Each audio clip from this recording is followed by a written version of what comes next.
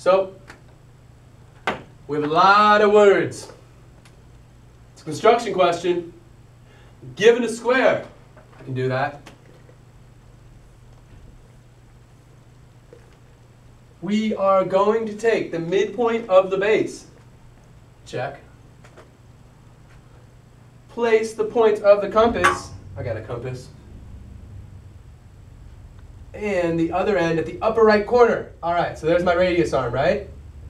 Construct an arc clockwise, so I'm going to go this way and extend the base. So here's my arc. Okay. Extend the base. Extend the base, there it is, of the square.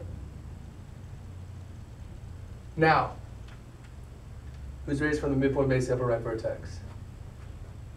This is the beginning of which construction? Well, what you should realize is this is a very specific ratio. Right? Phi, the golden ratio.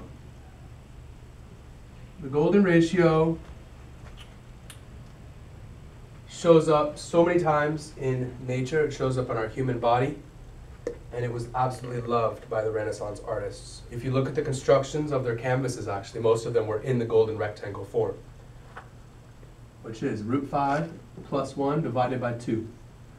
Well, let's just say I had made this entire thing 2. The midpoint idea would have broken this up to 1 and 1. Now we see that this is 1 and 2, so that would have made this √5. Since this is √5, and that sweeps down there, I know that this section right here is √5. So what we now notice is, if these lines were extended out here, we would have a golden rectangle, because it's √5 plus the 1 compared to 2. Any rectangle with side lengths of the golden ratio, well, that's the definition of a golden rectangle.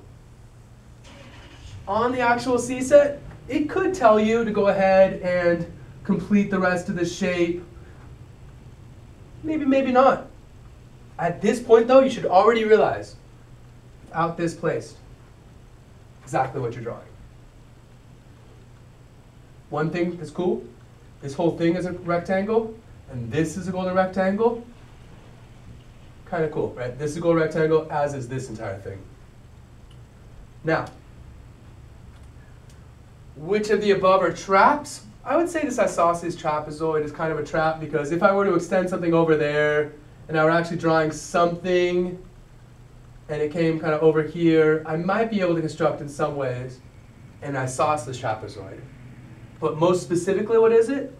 It's going to be the golden rectangle. Archimedes' spiral would have been totally different. Normally, the Archimedes spiral question would have been in polar coordinates. And the equilateral triangle is just kind of throwing something in there to mess with you. Really no bearing on this question. All right, here we are.